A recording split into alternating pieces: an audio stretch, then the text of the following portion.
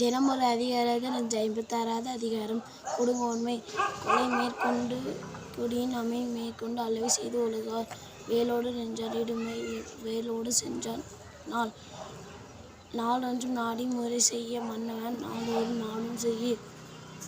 சூழும் முடிவும் ஒழுங்கு ஒருவனுக்கு செய்யாமை நன்று. அற்பட்ட அற்றது மறுமுகம் தண்ணீர் சொற்பட்ட செய்யா படின். மன்னர்க்கும் மன்னுதல் செங்கோன்மை அஃது இல்லார்க்கு மன்னும் மொழி.